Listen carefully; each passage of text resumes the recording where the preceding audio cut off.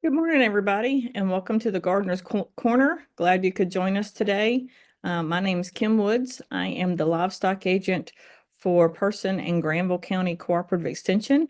So if you have questions or want to know more information about livestock species like cattle that you see behind me, if you're watching on TV, or if you've got questions about horses or chickens or sheep or goats or pigs, then you can certainly call me at either of the extension offices, and I can try and help you get that information that you're looking for. If I don't know the answer, which is certainly a good possibility, I will find it for you, or at least get you in touch with the person that can help you. So again, I cover both Granville and Person counties as the livestock agent with North Carolina Cooperative Extension. So again, welcome to the Gardener's Corner radio program. We want to thank our sponsors for this show, and we will be getting some advertising words on from those folks later on as we move throughout the show.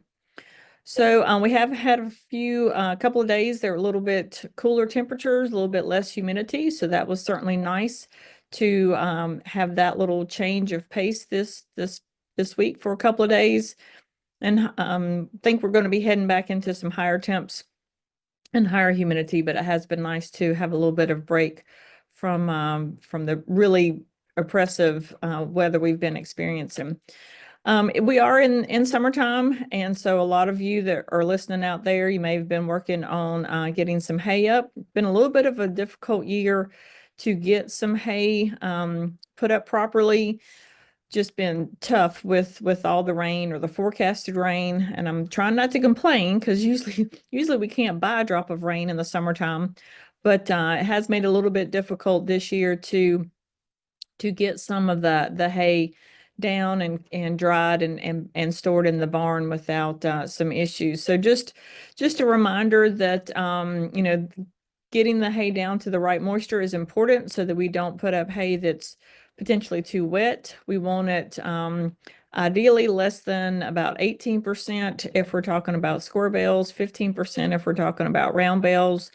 Certainly, I know there's hay put up out there that's a little bit more moist than that, and that can be okay from time to time. A lot of times it is very specific in terms of the hay that you've put up and conditions and storage and all that kind of stuff. But just to remind everybody, I do have a hay moisture and temperature probe here in the office, and I can come out, and if you've got some bales that you're a little worried about or concerned about, we can use that instrument on those bales and determine how moist it is and what the temperatures are in those bales, so that if it is a little bit of a concern, then you can take some action, maybe get those moved outside the barn, farther away from the barn, or whatever the case may be, depending on what that temperature is. But I do have that piece of equipment available for anybody that would like to look and see what they're dealing with in terms of moisture levels and temperature levels. So that's something that I have here that we can help you with. Also, I do have a soil sampler.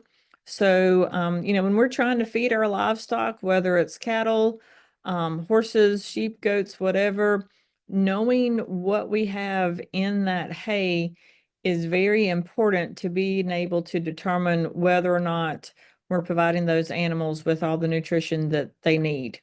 Again, this year has been a little bit tough in terms of getting hay up. So maybe it got rained on, maybe it was a little bit later cutting the hay than you would have liked. And all that can affect the quality of the hay that you're then providing to your animals.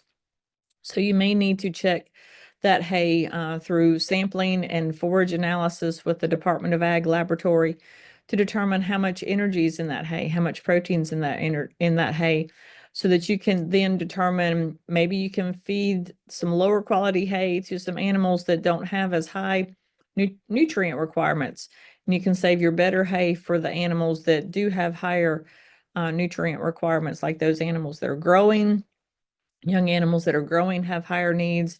Mama animals that are nursing babies at their side, they have higher nutrient needs. And so you can save that better hay for those groups of animals that maybe need that, and strategically feed your hay to the animals to make make it work out as best as it can. You know, if you did put up some hay that was a little bit less than ideal this year, you may have some groups of animals that can still utilize it, and it may be good enough for them. But we don't know that if we don't know how much energy and protein and other nutrients are in that hay. So we can take a sample, send it to the laboratory in Raleigh, and they can run a chemical analysis on it to determine what those values are, how much energy is in it, how much protein's in it, if there's any nitrate issues, which may or may not be a problem this year with all the rain we've had. I would be kind of surprised if we had some nitrate issues. Last year we were in the drought, so we did have some nitrate issues in some of the crops that were grown for animal feeds. But the lab can run that analysis and give you all that information, and then we can determine, is it good enough for your animals? Do you need to supplement them potentially? What do you need to supplement them with? So all that can really be helpful in trying to provide the nutrients to the animals that are in your care. When we go to the grocery store, we can look on the back of a package of chips or cookies or bread or lunch meat or whatever it is you're buying, and it tells you, you know, how many calories are back there, sodium levels, sugar levels, and all that kind of stuff. Hay doesn't have that label on it, but this is a way that we can get that information if we send a sample to the lab. So again, I have a sampling probe here. I can come out, we can take that sample, send it to the laboratory. The cost is $10, which is pretty cheap for all the information that you get back. And then we can use that to help determine how best to feed your animals. So I would encourage you to do that. So again, those two tools are available here in the office, and we can work together to get that information that you might need. The other thing, this is kind of new. Some folks within Extension and with North Carolina Farm Bureau work together to put together a hay finder website. So many years ago, the Department of Agriculture had a hay finder section on their website where you could go look for hay that was for sale, or if you had hay that you wanted to sell, you could put an ad on there, you know, describing the hay, where you were, how much it was, and all that kind of good stuff. And people could search for that. It was a little cumbersome to use, was not super user friendly. And it seemed like it wasn't always kept up to date very well. And it was a lot of times it was just really hard to find. Like it was not the easiest thing to find on the Department of Ag's website. And so after Helene hit the western part of the state last fall, some folks got together and decided that was something that was pretty important. And it would be really helpful to have that available to producers in the state. And so just wanted to kind of let you guys know that that's out there. It's called nchayfinder.com. So just nchayfinder.com. And so you can go on there, and if you're looking for hay, you can search by zip code. So you can just put in a zip code and see what's available out there hay-wise. So, you know, you can kind of scroll through the ads and see if somebody's got what it is that you're looking for, whether it's round bales, square bales, fescue, alfalfa, or some other type of hay. But then also, if you're interested in selling some hay, you can list that hay for sale as well. So I did kind of go through it a little bit the other day. You do have to create an account, but it looks like it's pretty simple. Just you know, basic name and email, and then I think a password. And then once you create an account, then you can go in there and put in your hay that you have for sale. Didn't go that far into the program, so I don't know all the questions that they're going to ask, but I think it's just going to be, you know, just basic information about your hay. What type of hay is it? Is it fescue, or is it alfalfa, or is it, you know, some sort of mixed grass, or is it a summer annual like sorghum Sudan, something like that? Is it round bales? What size are the round bales, or are they square bales? Where are you located? Certainly so that they can, people can see where you are, if they're close enough to them, so that they're willing to travel. And I'm assuming they're asking for a price as well. So just basic information for selling your hay. Just like if you were to place an ad in the newspaper when we still did that, or an ad in the Ag Review when and still people still use that paper a lot as well, but the Ag Review had a lot of those ads as well. So it's just going to be basic information about the hay that you have for sale, so that they can create that. And that information is going to be out there. So it is kind of a partnership between North Carolina Farm Bureau and the Cattlemen's Association, North Carolina Cattlemen's Association. And I know some folks within North Carolina State Cooperative Extension were involved as well. So if you've got extra hay this year, with all the rain, maybe you do have more hay than you think you're going to need. And so you'd like to sell some and have a little bit of extra money in your pocket. So that's certainly an option to look into, to be able to post your hay that you want to sell. If you are looking for hay, maybe you're new to the area, maybe the person that you've been buying hay from no longer has hay, or they haven't put up as much hay this year, or whatever the case may be. So you can certainly go on there and look for hay as well and see what's available out there. So just wanted to let you guys know about that. It is, again, this particular site is a new site. It's only been up, I think, for maybe a month or 6 weeks. Some of y'all may remember the site I referenced earlier that the Department of Agriculture housed on their website. But this, I think, is going to be a little bit easier to find, and hopefully a little bit easier to manipulate for those folks that are either looking for hay or have hay for sale. So again, it's called NC Hay Finder. And I think if you just go to your favorite search engine, whatever that might be, NC Hay Finder, if you type that in there, you should be able to pull it up fairly quickly. So the other thing I wanted to talk about a little bit with concerning hay is that we're in the middle to end of July now. It's hard to believe that. And so we're not too terribly far away from the state fair. 3 weeks from, excuse me, 3 months from now, we will be, the state fair will be in full swing.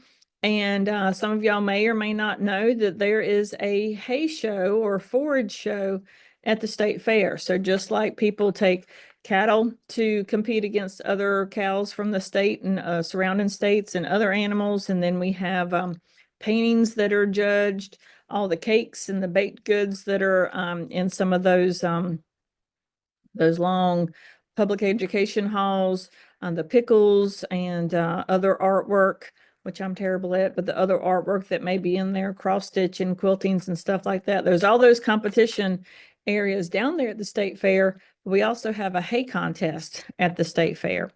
And so it's open to anybody in North Carolina that produces hay. We have all sorts of categories. I think there's like 9 different categories. So there's cool season grasses, there's warm season grasses, there's mixed grasses, there's legumes, there's like cereal grains like wheat or oats or rye.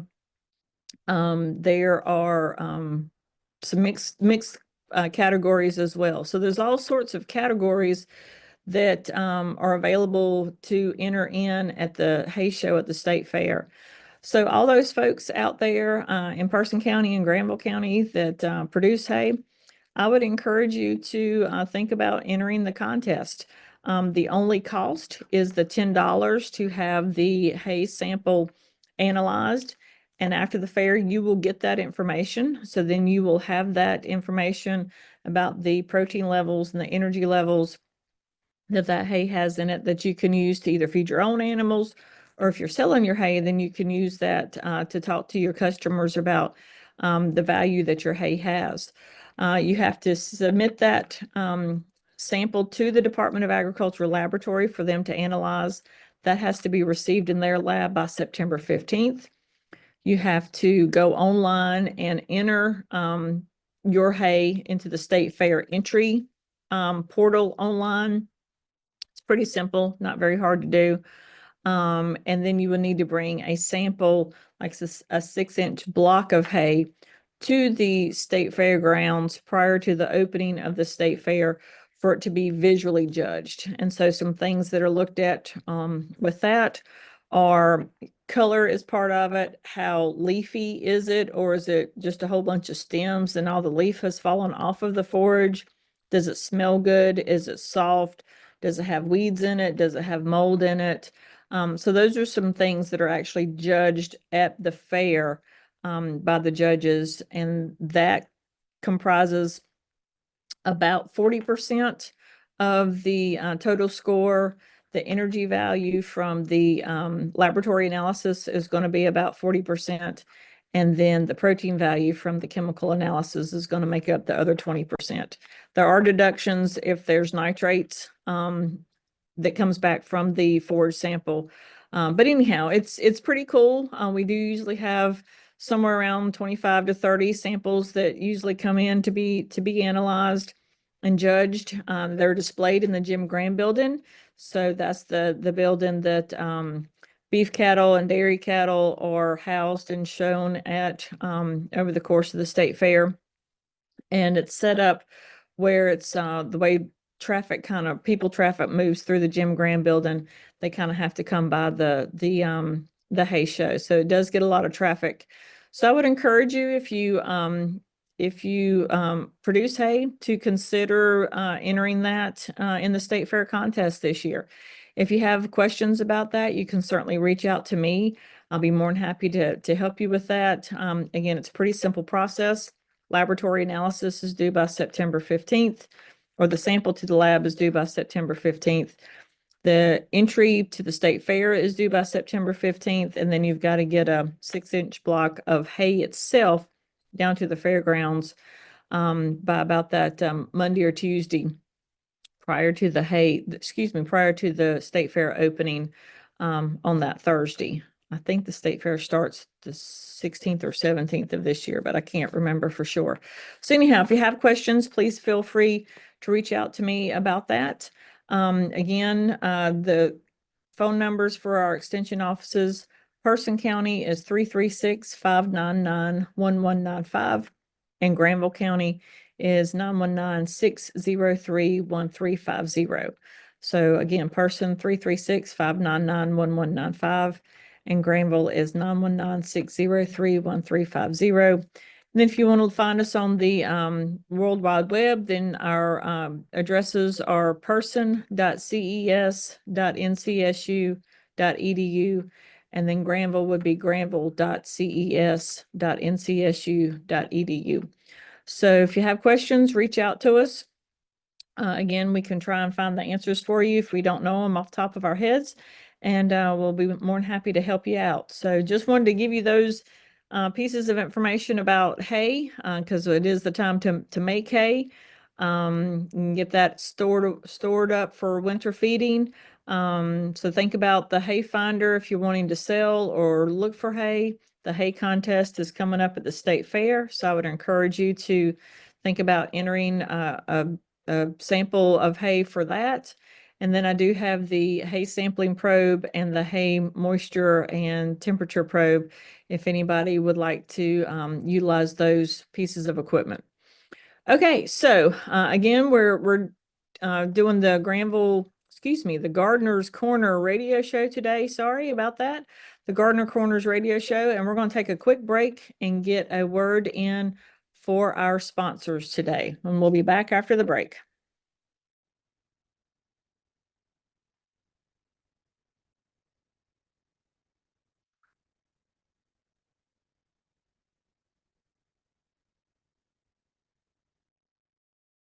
Are you ready to tackle your next big project? Look no further than Milam Rental, now proudly certified as a woman-owned business. For all your equipment needs, whether it's excavating, landscaping, or aerial equipment, Milam Rental has got you covered. From big to small jobs, we've got the right equipment for you. Visit our website at milamrental.com or call us at 434-334-2884. Milam Rental, where one call does it all. Located at 5190 South Boston Highway in Sutherland, Virginia, not far from the Highway 58 and Highway 62 intersection. Sandling Golf Cars and Trailers is located 613 Lewis Street in Oxford. Open for business weekdays 8 to 5, Saturdays 9 till 1. Call 1-800-221-9267 or 919-693-4626. Al, Hillary, and Will there to serve you with all of your golf car needs. They have Club Car, E-Z-GO, and Yamaha units. If you're wanting a gasoline or an electric golf car, they have them at Sandling Golf Cars and Trailers. Trojan batteries, parts, and repair service. Thinking about a new grill? Check out the Wilmington Grills at Sandling Golf Cars and Trailers. Speaking of trailers, they have utility, dump, enclosed, stock, and equipment trailers. That's Sandling Golf Cars and Trailers in Oxford, 919-693-4626, toll free 1-800-221-9267. Sandling Golf Cars and Trailers. Okay, welcome back to the Gardener's Corner. And we certainly want to give a big thanks, shout out to our sponsors for this week's Gardener's Corner program. So if you see any of those folks or stop by any of those businesses, please pass along a big thank you to them for sponsoring this program. We greatly appreciate that. So one thing I want to go ahead and mention before I forget is that Johnny and our horticulture agent in Vance County, Michael Ellington. So Michael and Johnny Coley, our horticulture agent here in Person and Granville counties, they're going to be starting their Extension Master Gardener Volunteer Training Program coming up in August. I think the first date is August 14th. It's a pretty long course. I think it goes all the way through November. So it is a little bit of a time commitment, and it is a little bit of a dollar commitment. I think the fee is $175, but you're going to meet weekly, and you're going to get some great information about all things plant related. So soils, diseases, pruning, all that kind of stuff. So if you're into plants and a big garden enthusiast, then I would suggest you look into this training. You can certainly call Johnny and get some more information about it and get some more details about it. The other kind of component of that is the training is the precursor to becoming an Extension Master Gardener Volunteer. And so that group does a lot of great things in and around the county. They've done some community gardens here in the county. They may do some workshops to help other folks learn about some things pertaining to plants and gardens. They also do a wreath making workshop the first Saturday, I believe it is in December. So it's a good group that does lots of great activities in and around plants and educating other people about plants. So it's a cool group. I've gone with them a couple times to some field trips that they've had. So if you're into plants, then I would highly suggest you reach out to Johnny to get some more information about the training. Again, that starts in August. I think it's August 14th, and it's going to continue on until November. But it is a really good opportunity, so you may want to look into that. So for this section, I'm going to try and talk a little bit about fall armyworms. Last year, 2024, I got several calls about fall armyworms here in this part of the state. And I'll be honest with you, that was the first time I had gotten those calls. I had never really dealt with them a whole lot. Thought in terms of the forage world, they dealt more the fall armyworms like Bermuda grass more than they liked fescue. So it was just not something I knew a whole lot about, but quickly had to do a lot of studying to try and figure out, learn some more information about these critters so that we could try and help forage producers when they were seeing them in their field. And so there was actually a webinar last week, I think it was, that our forage specialists at NC State put together. An entomologist at NC State talked about fall armyworms. And So I got a lot of great information from that I'm gonna try and share today with you guys on the Gardener's Corner program. So fall armyworms, they do not overwinter here in North Carolina. We get too cold, so the moths end up going back down to Florida and hanging out in the wintertime down in Florida, and then they'll come back up into this part of the world later in the late spring, early summer. So we may not see a whole lot of these things until like May or June, something like that. So I guess the first point about that is that there's nothing that you can spray. Like if we were to have fall armyworms this year, there's nothing you could spray this fall that's going to kind of keep or reduce the population that we have next year. All the fall armyworms that we have now with their life cycle, those they're not going to be here. So there's nothing you can spray. The moths are going to be in Florida, and then they'll make their way back up here next year. They have a 35 to 60 day life cycle, and there's about 4 different parts to that life cycle: moth, eggs, pupae, and larvae. And because that life cycle is kind of short, just 35 to 60 days, we can have multiple generations of fall armyworms during our growing season. So it's not like you're going to see them one time and then you may not see them again. There's a chance that you will see multiple generations of fall armyworms in a growing cycle. It does seem like when we have periods of lots of rain, so a tropical storm or a tropical depression, or a hurricane, when we have that, heavy rainfall, and then we go back to our more typical weather for North Carolina summers, hot, humid, that's when that intense period of rainfall just seems to ramp up their cycle. And that's why a lot of times we see more armyworms after we have some sort of like tropical event. They're the experts are not convinced that tropical systems bring more of the moths into our area, but just the conditions that surround that tropical system or that tropical event are conducive to the populations doing very well. And so that's why a lot of times we'll see more numbers, or we'll see numbers of armyworms in areas where we weren't seeing it before after that tropical system has moved through. So the moths will lay eggs, and they're just a mass of eggs. They're kind of light colored, almost whitish or yellowish color to begin with. And as that mass of eggs get closer to hatching, then that little mass gets darker in color. The masses of eggs are going to be laid on flat surfaces. So like a building or a fence or even an ornamental plant. They're not going to be laid on the ground. So you're not going to see these masses of eggs on the ground, but like a building or like I said, a flat surface like a fence post or an ornamental plant that maybe has a bigger leaf.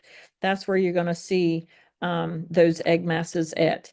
If you do see the egg masses, then what you can do is take like a paint scraper and scrape them off of that flat surface and then put them in a bucket of soapy water.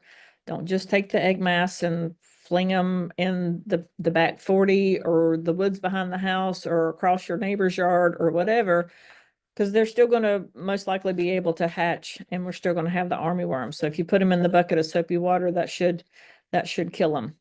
Once the eggs hatch, then we have these little larvae, and if we can find those, scout for and find those larvae when they're young, like half-inch long, that's when they are the most susceptible to some of our insecticides. That's when you're going to have the most positive effect on trying to reduce your population if we can find them when they're young. So a lot of times though, we're not really looking for them until we see the damage that they have done. And it really is kind of crazy as to how quickly they can do so much damage. You can go out there and look at a hayfield or a pasture, and it seems to be that they are more prevalent in hayfields But you can see it's green, everything looks great. And like the next day, literally it's almost overnight, you will see brown patches. And that's why they have their name armyworms. It's like they march across this pasture. And so they'll start in, one side and just kind of march all the way across of it. And they'll eat the leaf material off of the leaf. And you're just left with stems or maybe sometimes the vein of the leaf, but basically you're just left with stems. And so then you go out there the next day and you just have this brown area in the field. And it's quite interesting that a lot of times you have this just line from where they have eaten to where they haven't eaten. So that's kind of the key, one of the key identifications methods for determining whether or not it's armyworms is there's just this strong, distinct line between where they have eaten and where they haven't eaten. And again, it's almost overnight. The caterpillars themselves look like a lot of other caterpillars, so sometimes it's a little bit difficult to positively identify them that way. So again, just looking at where they have been is a key way to determine if that's what you're dealing with. Also, if you see kind of suddenly you see a lot of birds out there, then you may want to go check that out.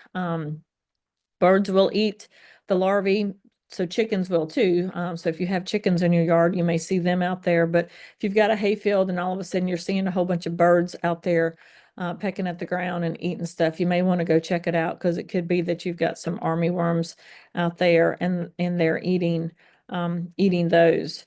So, there are certainly some different products that can be sprayed to try and control them to some extent. Again, spraying when those larvae are younger is going to give you a better chance to have some effect.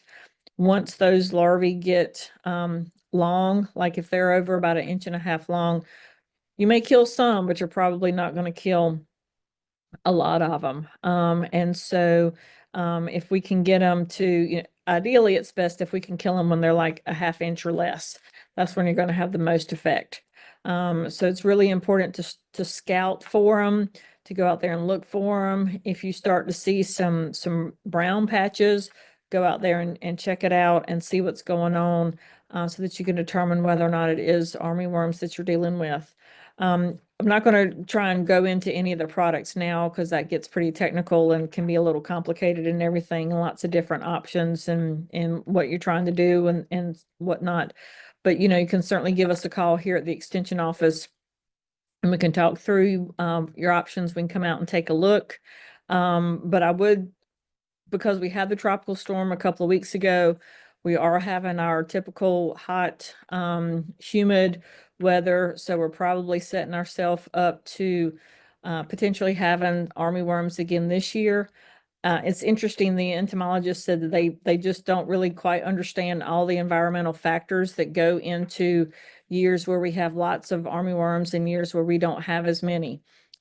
She did say that 24, so last year was a year with lots of armyworms, and I think 2021 was another year. I don't recall having any calls or anything in the year of 2021 related to armyworms, but it may have been more in like turf grass situations, yards and golf courses and parks and stuff like that. So I guess my point being is that we've kind of had, conditions that can lead us up to having some armyworm issues.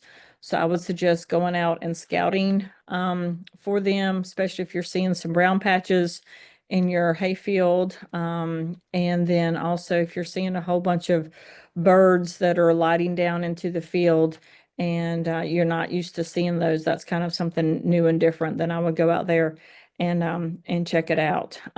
So again, that's information on fall armyworms. If you have questions, you can give us a call at the extension office. The Person County number is 336-599-1195.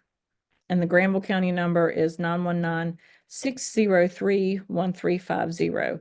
Again, our websites are person.ces.ncsu.edu or granville.ces.ncsu.edu. Sorry. Granville.ces.ncsu.edu. So anyhow, reach out to us if you have questions about fall armyworms, and hopefully we can get you some answers about whether or not that is a problem that you're dealing with and how best to try and work around that. Okay, we're going to take another quick break and get some advertising in from our sponsors, and we'll be back shortly with the Granville, the Gardener's Corner. We'll be back with Gardener's Corner.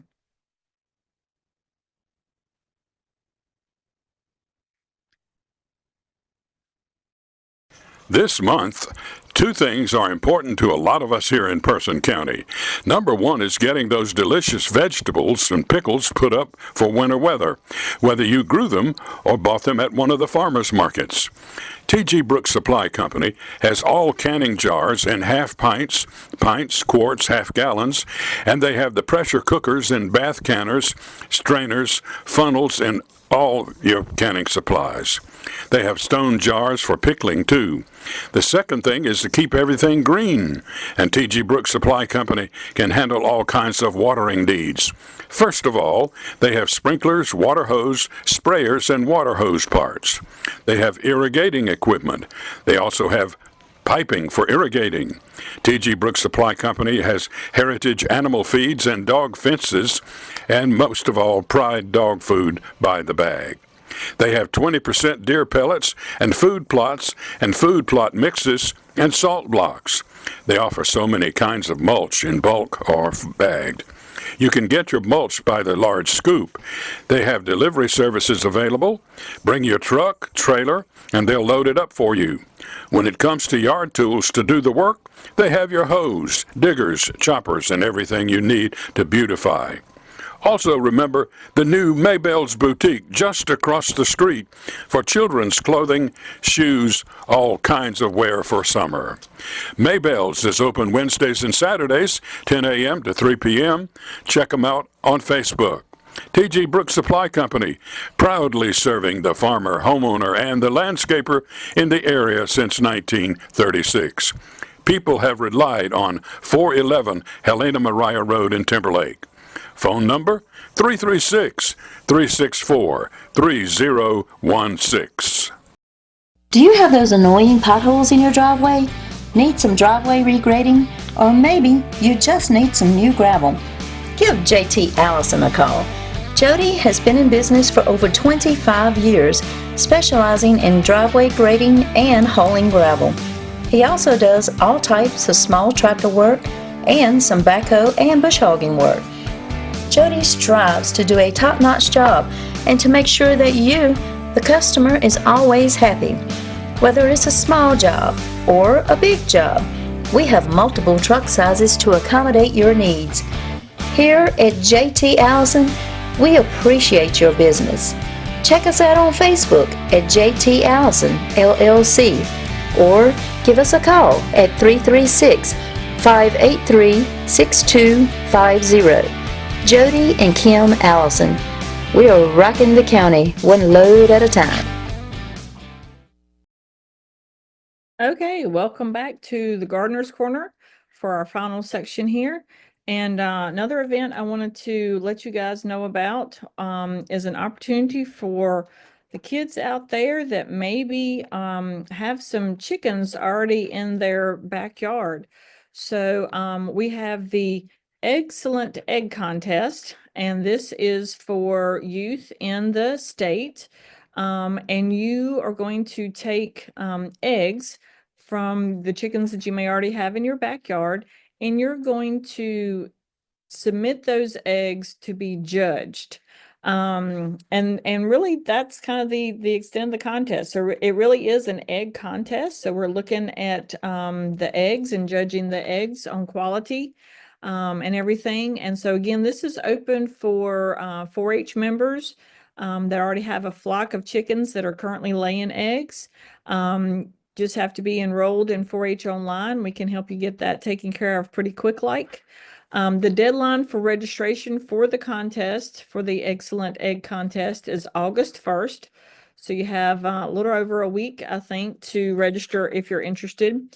And you can submit up to 2 sets of half dozen eggs. So two sets of 6 eggs in different categories. And so those different categories would be the color of the shell of the eggs and also the size of the eggs. So there's some different categories that you can submit your eggs into for judging against other similar half dozen eggs. You do have to attend a couple of Zoom trainings but it's going to be egg related and chicken related.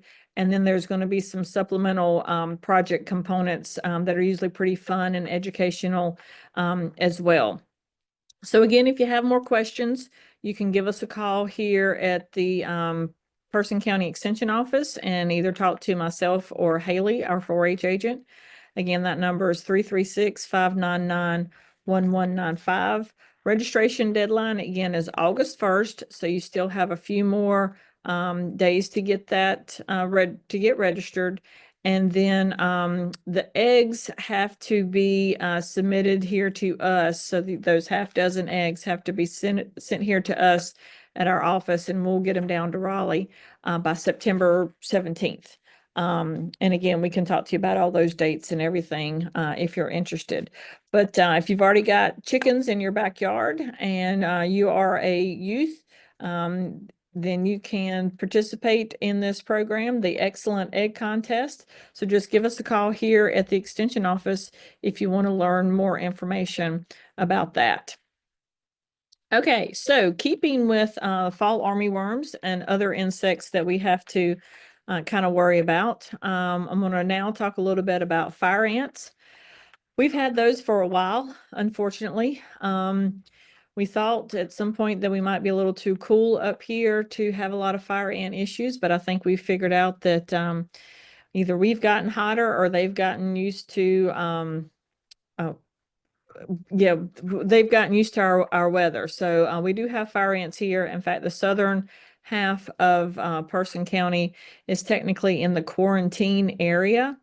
And then that area moves south and east. There's just a few counties west, north and west of here that do not fall into the quarantine area. So that just means that any plant materials that are moving out of that quarantine area into non-quarantine area have to be treated. We're not going to really talk about that too much today, but we do have fire ants out there. And so we'll touch a little bit about what that means. And so probably most people know what a fire ant mound looks like, but they're usually pretty tall and domed over. And so it's a dome shape to the top of it. A lot of times other ants have kind of a hollowed out spot in the center of their mound. So that's kind of one thing that separates a fire ant mound from other mounds. Interestingly enough, those mounds and their nest down in the ground can be several feet deep. So it's really quite amazing what kind of tunnel system they have down below the ground that we can't see. And so that's one thing that makes them kind of difficult to get rid of, is that they have an extensive system down there to be able to get away from drenches and treatments that we may be using. There's lots of tunneling activity and lots of places for them to get to hide from some of the insecticides that we may try to use to kill them. And the queen is usually down at the very bottom of that whole system, so even harder to get down to her. So with trying to treat fire ants, certainly they can bite us, and they inject a venom in us that causes that blister problem on our skin. And so they can be very painful and aggravating and everything. So, depending on what areas you're in charge of, if you've got lots of kids in a park area or lots of animals coming through or whatever, then certainly some areas are it's a little bit more important to make sure that we kind of keep them fire ant free so that people don't get stung, animals don't get stung. In pasture situations, I have heard of, just newborn animals being basically attacked by these fire ants if the baby ends up getting onto a fire ant mound. So they can be, traumatic for those babies. It's probably not as much of an issue for grown animals because they typically learn how to stay away from them, but sometimes the babies just haven't quite figured all that out yet. So they may inadvertently get close to or on a fire ant mound, and then those fire ants will just sting them terribly. And so that can be a big problem. With management, you kind of have a couple of different options. You can broadcast. So if you've got lots of fire ant mounds in a pasture situation, then it may be more time effective if you treat the whole area. So you can broadcast large areas or you can treat individual mounds. So again, it kind of depends on how many mounds are you talking about, how big of an area are you talking about, and what's going to be the most both cost effective and time effective means of treatment. So with broadcast, you can there's some things that you can put out either with a spreader or a sprayer. Some of the products are liquid, some of them are dry. So you do have a couple of options that you can use in the broadcast situation. You're probably going to use more product if you do something like that, and you may also affect some non-target insecticides. So you could affect native ants that really are not that much of a problem, at least compared to fire ants. So that's a couple little drawbacks with using a broadcast treatment. You can also individually treat mounds, which again, if you've got a 20-acre pasture and 500 mounds out there, you probably don't want to do that. But, in certain situations, treating the individual mounds may be what makes more sense if you just have a few or they're just in a very small area. So you can do a couple of different things for that. There's usually dusts or baits that you can put out. They work a little bit differently, but in the end, the goal is to try and get hopefully, but at least most of these ants killed. So the individual treatment may have a little bit more of an immediate effect. And again, it just kind of depends on where you have the problem, what you're trying to do, and what your best options are going to be. The first thing we need to do is to make sure that the mounds, whether it's an individual mound that we're treating or a larger area with multiple mounds, that the ants are active. Because if they're not active, then we're not going to be as effective with our treatment. They've got to come out and get that product for it to be effective. And so this is always very funny to me. We have to scout for these ants. And so what we want to do is to take either a potato chip or a hot dog, like just a cheap hot dog, cut it up into, just cut a little in coins kind of, and then take that and you want to put a potato chip or that hot dog about 1.5 or 2 feet from the mound. Don't put it directly on the mound, but put it a little ways away from the mound, and you're going to wait maybe 10-15 minutes and then go back and look at that potato chip or that hot dog. And if there's a whole bunch of ants around that, then you know that those ants are active. They're out looking for food. We use potato chips and hot dogs because they have a lot of fat in them, a lot of grease in them, and that's what's attractive to the ants. So if you come back and there's a whole bunch of ants around either of those pieces of food, then the mound is active, and it would be a good time.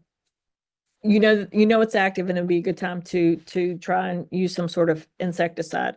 If you come back and there's just 2 or 3, maybe 5 or 10 ants on that piece of hot dog or potato chip, it's probably not active enough to warrant you go ahead and spending time and money to treat it. So you want to make sure that the mound is active before you spend the time and the money to do all that. So typically in this part of the world, because we do kind of get warm kind of quickly, February and March are actually pretty good times to try and put out some of that insecticide to kill the fire ants when those satellite mounds are kind of taking shape and forming. Another key thing is that you want to do this when we're not going to have rain, and you also want to try and do it well after dew has come off the leaves in the morning, so that doesn't give you a very large window. So we're like 10:30 a.m. to 1 p.m. is probably the ideal time to try and put some bait out in the morning time. Moisture can wreak havoc on some of these products. So we really want to make sure that's not going to get rained on and it's not going to get dewed on. So those are some things to think about. There are several products out there. It also depends on where you're using the products as to which ones you can use based on the active ingredient. Some of these things you really can't use around animals that are going to be used for food, like cattle potentially, or hogs, or chickens, or sheep and goats. Companion animals, you may have a few more options. Also depends on whether or not you're going to have kids in the area as to what products that you can and can't use. So there's lots of details to work through. Again, you can call the extension office and we can talk to you about some of these products, give you some more information about fire ants. From the webinar that we had about both the fire ants and the fall armyworms last week, the entomologist told us about her website, which has lots of great information about these and other insects. And so if you go to your search engine and type in NC turf bugs, so NCTURFBUGS, it should take you to the site that's got lots of information about fall armyworms, about fire ants. There's a decision tree on there that's very helpful. Have to do maybe a little bit of searching to get to all that, but it seemed like it was fairly intuitive to get to those places. That's got lots of good information on it. Again, you can call us here at the extension office and we can help you out, whether you're talking about fall armyworms or fire ants in hay and pastures or in your yard. Whether it's depending on where it is, I may be able to help you, or Johnny may be able to help you, but we can help you out with that information. So again, our phone numbers, Person County is 336-599-1195, and Granville is 919-603-1350. And again, our websites, person.ces.ncsu.edu and granville.ces.ncsu.edu. So again, want to thank everybody for joining us today for the Gardener's Corner. Got the name out right that time, Gardener's Corner. So thank you for that. And again, if you visit or see any of our fine sponsors, please tell them thank you for their support. We greatly appreciate that. And hope everybody has a great weekend, and we'll see you later.